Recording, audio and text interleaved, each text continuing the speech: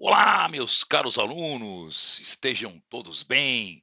Estamos aqui mais uma vez para comentar os vestibulares agora do final do ano de 2023 e estamos aqui com a resolução da Unesp para ingresso 2024, primeira fase, né? Vamos comentar um pouquinho desta prova que foi, como já era esperado, uma prova bem interdisciplinar, mas dessa vez não só com matemática, mas também envolvendo aí bastante a parte de química e também de biologia. Uma prova bem de ciências da natureza mesmo, tá bom? Vamos lá então, que eu separei então algumas questões para a gente comentar aqui. Muito bem, galera. A primeira questão envolvendo aí uma análise de gráficos da cinemática, onde eu tenho então uma pessoa que estava parada no veículo, tá? No semáforo. Quando a luz verde então do semáforo se acende e o veículo parte em movimento, tá? Em relação ao seu destino em 4 trechos. O primeiro trecho, o veículo, ele vai com movimento acelerado, então ele começa a acelerar. Segundo trecho, ele vai mantendo uma velocidade uniforme. Terceiro terço, percebendo que havia passado do endereço, o que o rapaz fez? Ele começa a desacelerar o veículo até que ele para. E aí ele inverte o sentido do seu movimento, como se fosse dar ré, né, com a mesma aceleração escalar com que ele havia freado. E um trecho 4, numa nova frenagem, chegando ao seu destino, onde ele para o veículo, tá bom? Muito bem, uma sequência bem tranquila, acho que dá para você perceber no gráfico e localizar cada um dos gráficos. Então ele fala: os gráficos 1, 2 e 3 mostram como variam em função do tempo. Então todos os gráficos são do tempo, né? As grandezas escalares associadas no movimento do veículo em cada trecho, tá bom? Então você precisa estar identificando, turma, onde que está o espaço, qual que é o gráfico da velocidade e qual que é o gráfico da aceleração. Vamos lá para outra tela que a gente vai resolver isso aqui de uma maneira bem tranquila. Muito bem, turma, esse gráfico aqui cheio de retas aqui paralelas, né? Já dá de cara a noção de que isso aqui é um gráfico de aceleração, né, turma? Sim, o gráfico de aceleração eu ainda brincava com vocês. Ele é um gráfico que é meio sem graça, né? Ele só tem uma reta constante. Isso nos trechos em que há aceleração. Porque, por exemplo, num trecho 2, onde o veículo está em MRU, por exemplo, ó, vou pegar aqui para vocês. Aqui ele está em MRU, né, pessoal? A aceleração aqui, ela não existe, ela é zero, né? Tá certo? Em MRU não tem aceleração. Mas no trecho 1 ele está acelerando, trecho 2 ele está com velocidade constante. No trecho 3, toda aí, o que ele está fazendo? Desacelerando, por isso que a reta está abaixo do eixo X, tá? Que é o eixo do tempo. E no trecho 4, Todai, ele volta a acelerar novamente, então, turminha, nenhum segredo que esse aqui é o gráfico da aceleração. Portanto, ficamos apenas com duas alternativas possíveis, tá? Ou é a C ou é a D. Vamos em frente. Muito bem, outro gráfico que a gente consegue localizar aqui de maneira bem tranquila também, pessoal, é o gráfico da velocidade, que é o gráfico 2, né? Olha lá, pessoal, no primeiro trecho aqui você tem uma aceleração, porque está aumentando aqui, né? Ó, ele vai aumentando, tá? Então aqui você tem uma aceleração positiva. Depois você tem o que? Constante, né? Aqui não tem aceleração, está com velocidade constante. Desaceleração, né, pessoal? E depois uma velocidade, uma nova aceleração positiva aqui também, né? Tranquilo? Então tá aqui na cara que esse cara aqui é o gráfico da velocidade, tá bom, pessoal? Tá certo? Esse gráfico 2 aí, opa, perdão, esse aqui não é o 2 não, esse aqui é o 3, né? Perdão. Esse aqui é o gráfico 3, então o gráfico 3 a gente já sabe que só pode ser o gráfico da velocidade. Portanto, só pode ser a alternativa C. Mas vamos dar uma verificada aqui no gráfico da posição se tem coerência, né? Ah, tem sim, né? Nós temos aqui um trecho de aceleração positiva, porque a parábola ela tem um arco voltado para cima, né, pessoal? Muito bem. Depois nós temos aqui velocidade constante, né? Há uma reta aqui, tá certo? Então aqui nós temos a velocidade constante. E depois aqui nós temos um arco parabólico para baixo, que indica uma desaceleração, né? Depois, novamente aqui, pessoal, nós temos aí, então, uma aceleração. Com toda certeza, então, esse gráfico nos remete, o gráfico 2, ao gráfico do que, pessoal? O gráfico do espaço, tá? Então, ficando aí com aceleração, posição e velocidade, ficamos com a alternativa C.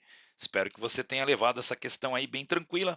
Era só conhecer a carinha dos três gráficos do movimento da cinemática, tá certo, pessoal? Tanto do MRU como do MRUV.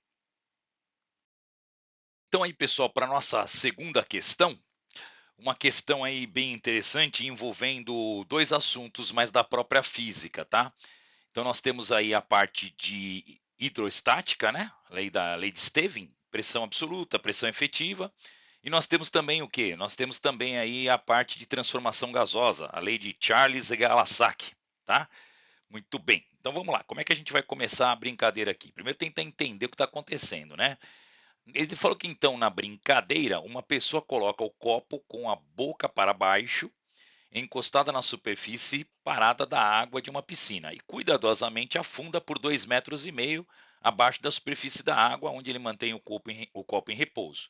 Ainda, a gente já fez, eu fazia isso quando era pequeno com balde, pessoal, com baldinho, né? Tá? Era muito bacana fazer isso. Ainda de boca para baixo, com um pouco de ar aprisionado em seu interior e com um pouco de água que entrou no copo, que entrava sempre, né? A figura mostra então o copo nessas duas posições. Acho que a figura está bem claro, né? Foi bem bacana aqui, né? Jogou a figurinha, então ela nem precisaria, né? Ela colocou, ficou bem legal do aluno entender o que está acontecendo. Considerando o ar como um gás ideal, né? Aqui já é a dica, hein, pessoal? Considerou o gás ideal, você já sabe que pode usar os pivetes da vida, né? Muito bem, o pivete 1 igual a pivete 2, né? Isso mesmo. Mas vamos ver. Que essa é a segunda parte só, né? Bom, o valor de 10 a terceira quilograma por metro cúbico também foi muito legal, porque ela já deu a densidade na unidade do Sistema Internacional, densidade da água, né?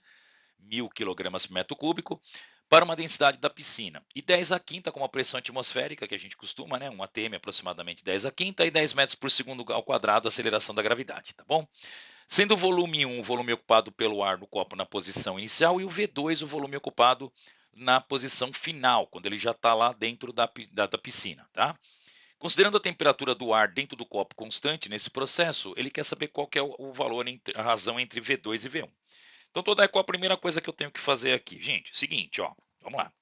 Primeira coisa, eu tenho que lembrar daquela formulinha da pressão, né, pessoal? Então, para a gente calcular a pressão aqui dentro, vamos colocar aqui, ó, P2, né? Pressão P2.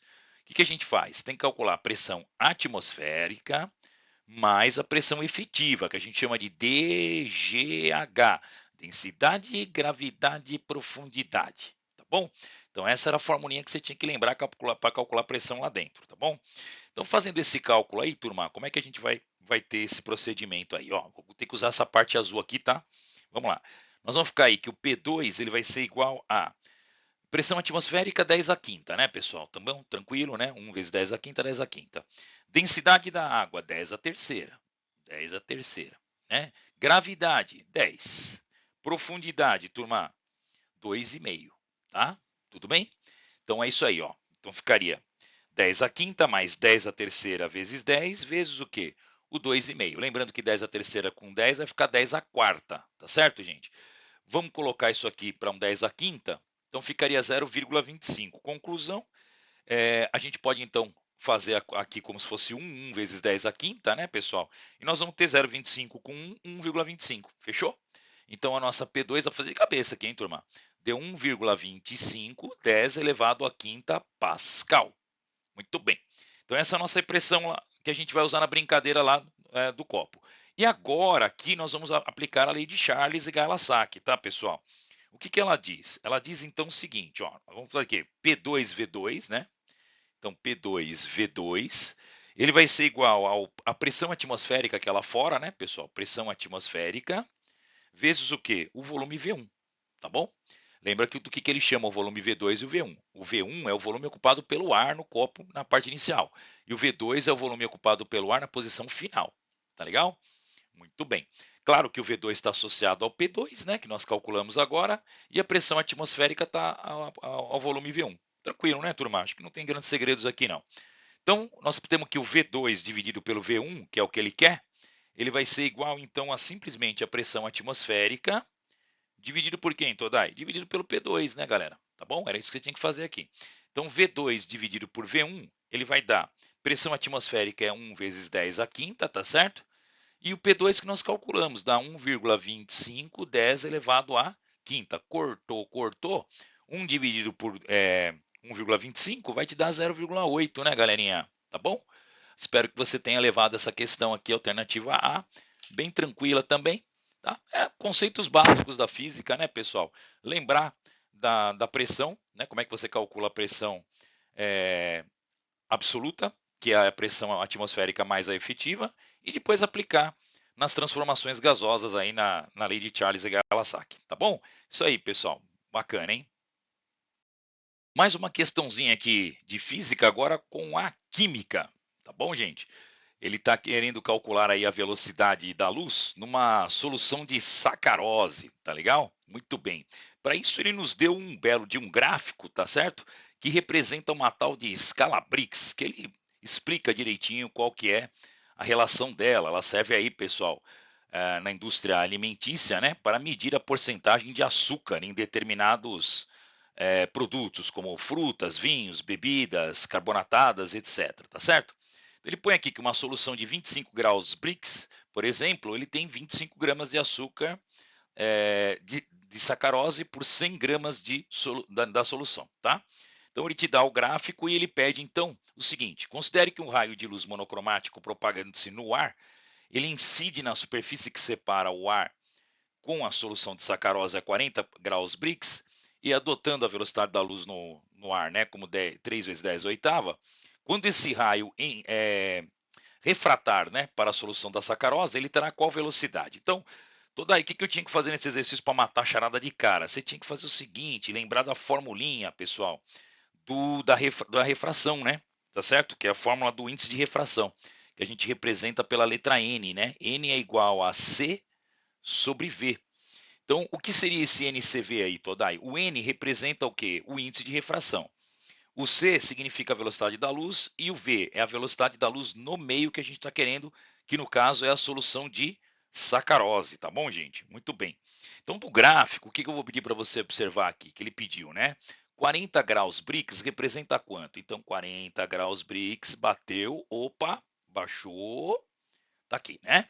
Encontramos aí, pessoal, facilmente o índice de refração 1,4. Então, substituindo na fórmula, nós vamos ter aqui 1,4 igual a velocidade da luz que ele deu, 3 vezes 10 elevado à oitava, dividido pelo V, sendo que V é sua incógnita, tá bom? Facinho, né, turma? Trocando de lugar aqui, o V vai ser igual a 3 vezes 10 à oitava, dividido por 1,4. Dá um pouquinho de trabalho na conta, normal, esperado da Unesp, essa interdisciplinaridade com matemática também. O aluno tem que saber não só fazer aí a matemática, mas também trabalhar com notação científica, né? Você vai encontrar aproximadamente, então vamos colocar aqui um aproximado, né, pessoal? 2,110 elevado à oitava metros por segundo na solução de sacarose, o que nos dá a alternativa D de dado, tá bom? Espero que você tenha levado mais essa aí, uma questão bem tranquila, né, pessoal? Bem facinho, acho que não teve nenhum problema não. Meus alunos, vamos lá, mais uma questãozinha aqui, essa aqui praticamente de ótica pura aí, né? Tem um pouquinho aí de biologia também, né, pessoal?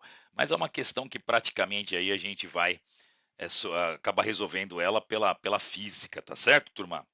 É, claro, pela equação fundamental da ondulatória, né? Como não a Unesp vai deixar a equação fundamental da ondulatória de fora?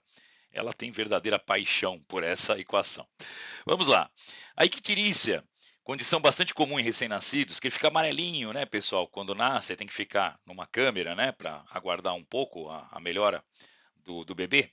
Esse problema relaciona essa dificuldade que o fígado tem de metabolizar a bilirrubina, que é um pigmento gerado no metabolismo das células vermelhas do sangue. A principal terapia no uso da icterícia, pessoal, é a fototerapia. Como eu falei para vocês, aí fica numa câmera, né, recebendo então luz. A exposição do recém-nascido, então, é uma fonte luminosa. Devido às propriedades da bilirrubina e da pele, a luz mais efetiva para esse tratamento ela está no comprimento de onda entre 425 e 475 nanômetros, tá? Isso no espectro mais ou menos ali da cor azul, né, pessoal? Que é o que está mostrando mais ou menos nesse nosso gráfico aqui, que a gente já vai brincar com ele já já, tá? Muito bem. Luzes de outras cores, como a verde, por exemplo, ela tem um espectro de emissão fora do espectro de absorção da molécula de bilirrubina. Então, seria muito interessante estar usando, né?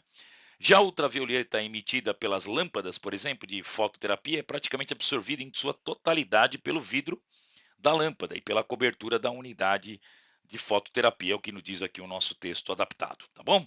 Vamos à pergunta então, turma. A figura mostra a curva de absorção da bilirrubina em função do comprimento de onda de luz, tá? Adotando o C igual a 3 vezes 10 à oitava, Sabemos que 1 nanômetro é 10 a menos 9, nenhum segredo para nós, né, pessoal? E de acordo com as informações do texto, da figura temos que, e aí vem aí então, né, as cores com comprimentos de onda maior do que as menor do verde são absorvidas pela bilirrubina, e aí vai cada uma delas. Então, o que nós vamos fazer? Pessoal, do gráfico de absorção de bilirrubina, a gente vê que ele está associado ao comprimento de onda, tá certo? Então, nesse comprimento de onda aí, pessoal, eu queria chamar a sua atenção para o comprimento de onda que nós vamos pegar aqui, que é a máxima absorção, que é esse cara aqui, ó, ele deu, né? 461. Então, daí, qual que é a escala do lambda aqui, turma? O lambda é em nanômetros, tá bom? Então, muito bem. Então, lá do gráfico, a gente tem aí um lambda de quanto? De 461, tá? Nanômetros. Muito bem.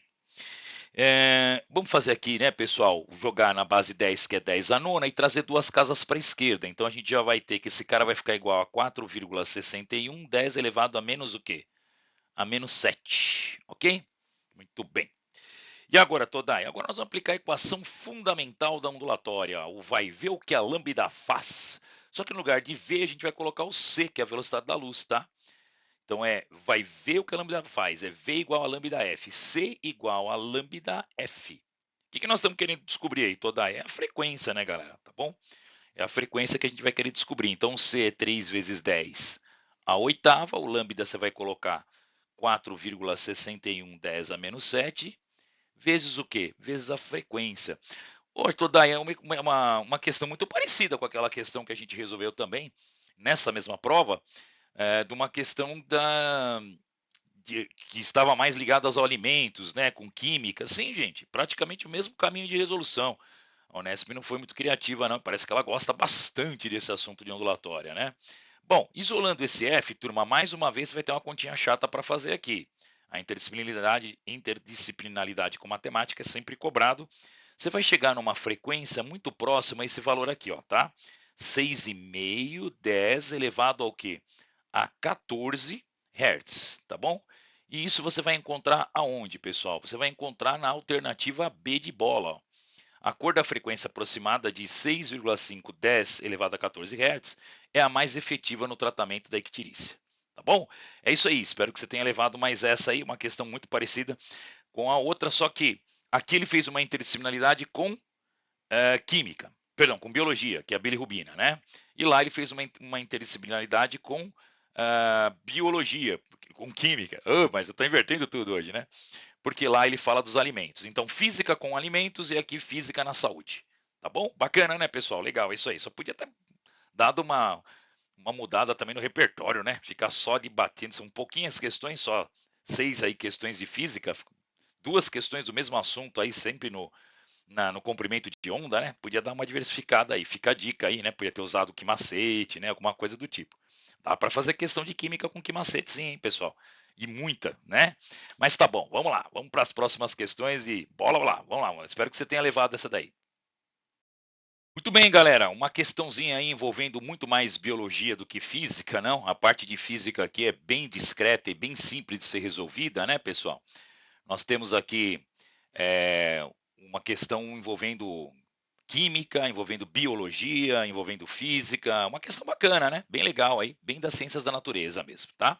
Então ele fala o seguinte, que a figura 1 representa uma molécula de DNA que se assemelha aí a uma escada contorcida, todos já com certeza viram, né? Conhecem bastante disso aqui, e tem o formato de uma dupla hélice.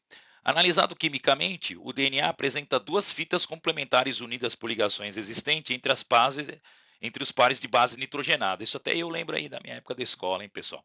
E que podem ser a adenina, a citosina, a timina ou a guanina. Né? Muito bem, isso você tem que determinar, tá? A parte do exercício de biologia era essa daí, tá? Considere que as duas bases nitrogenadas B1 e B2, representados na figura 2 por suas formas estruturais, então aqui é uma parte mais química, né? Bacana, tem a forma estrutural aqui. Agora, olha que legal, começou em biologia, foi para química, né? E vai terminar em física. Bacana, hein, pessoal? Considere que as duas bases nitrogenadas B1 e B2 representem a figura 2 nas formas estruturais e que sejam ligadas a uma à outra, né? Apenas pela ação de forças elétricas, tá? E como é que se comporta na física a força elétrica, Todai? Quando elas estão em oposição, galera, você vai subtrair, tá? Para achar a força resultante. E quando elas estão no mesmo sentido, você vai somar. A parte de física era só isso que você precisava saber, tá? Tudo isso decorrente das combinações de O, H, N, né, pessoal? E aí vai.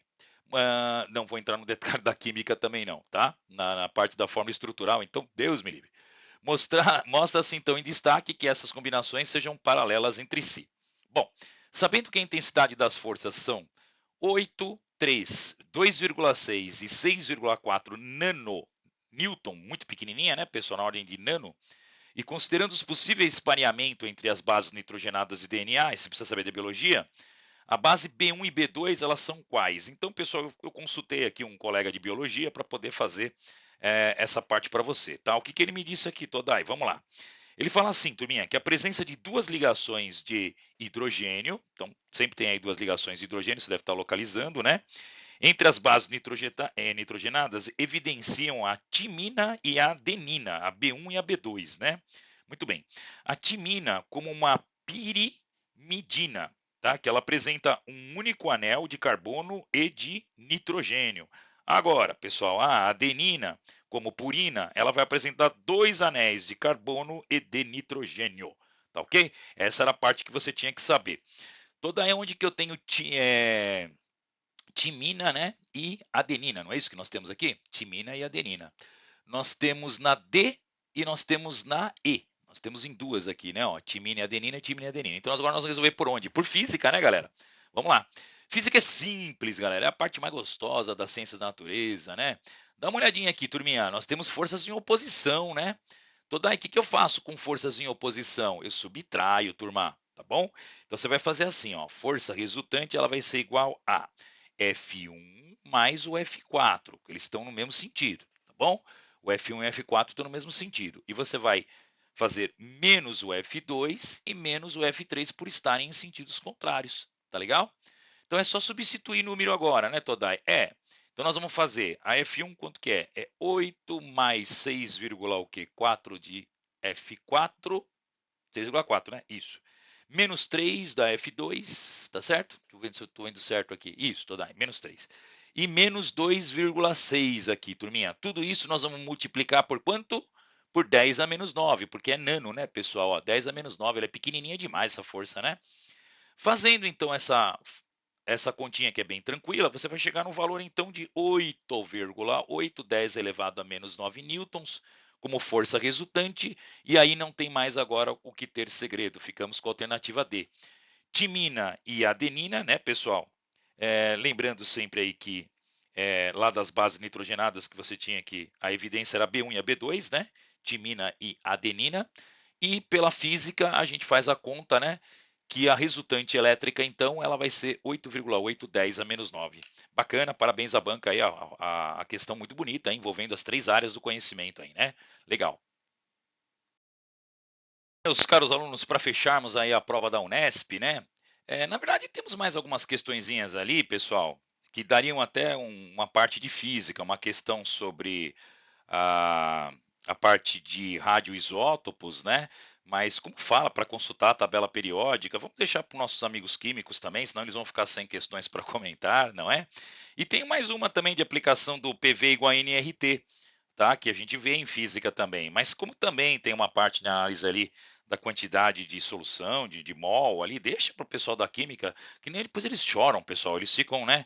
Eles ficam sem questões para resolver, tá bom? Brincadeiras aí à parte.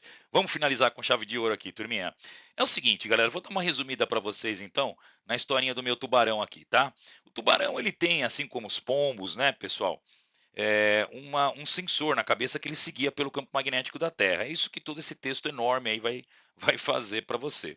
E depois eu vou dar uma resumida para você. Então, eles fizeram um teste onde eles deixaram o tubarão dentro de uma espécie de piscina, envolvendo ela por um campo magnético de um solenoide, que é essa parte em vermelha que você está verificando aqui, tá, pessoal? Então, nós temos aqui um grande solenoide, né? Muito bem, temos aí um grande solenoide. A minha toaleta também é de matar, né? Solenoide. Escreve direitinho isso daí, né? Vamos lá. Então, ó, temos aqui um grande. Tem aqui, né, pessoal? Ó, solenoide. Por que eu vou escrever de novo, né? Não tinha reparado que no desenho tinha o eixo do solenoide aqui, tá bom? Muito bem. Turminha, é o seguinte: o que ele quer? Ele fala que o campo magnético da Terra ele está apontado para cima. Eu preciso saber o campo magnético resultante, tá legal, galera? É isso que eu quero. É o campo magnético, então, produzido pelo solenoide, que você vai somar vetorialmente com o campo magnético da Terra. Turma, a regra da mão direita, né, galera? O polegar vai no sentido da corrente. Os outros 4 dedos apontam para onde? Apontam para a direita, tá legal? Tá aqui, ó, pessoal. Esse aqui seria, então, o nosso campo magnético produzido pelo solenoide. Tá bom? Você põe o polegar aqui na entrada da corrente por trás, fecha a mão como se você fosse levá-la para a direita e as pontas dos dedos vão dar o sentido do campo magnético. Regra da mão direita, bem simplesinho, tá? Então, se o solenoide está apontando para a direita, que é o campo magnético dele, e o campo magnético da Terra está apontando para cima, a regra do paralelogramo, ela nos dá como resultante o que, Todai? Ela vai me dar como resultante a alternativa C de casa, tá bom, pessoal? Essa daí, C de casa, C de certo, tá bom? Se você tem um campo puxando no horizontal e o outro para cima, então a resultante ela é na diagonal superior direita, tá bom? Questão tranquila, pessoal, fácil também, regra da mão direita, não tinha muito erro, ele queria o sentido do campo no solenoide, ele já deu o sentido do campo da Terra, era só somar os dois vetores, tá legal? Gente, nenhuma novidade na prova da Unesp, um pouco menos trabalhosa do que a prova do ano passado. A prova do ano passado foi um pouco mais trabalhosa. Em números de questões, ficamos na mesma, 6, 7. Por quê? Porque alguns professores podem considerar o PV igual a NRT também como nossa, aí daria 7. Tá bom? Mas eu já acho que eu estou entrando demais na química, então. Já entrei até demais na biologia na questão passada lá. Tá bom? Espero que você tenha ido bem, pessoal. Um grande abraço a todos aí e a gente se vê nas próximas correções.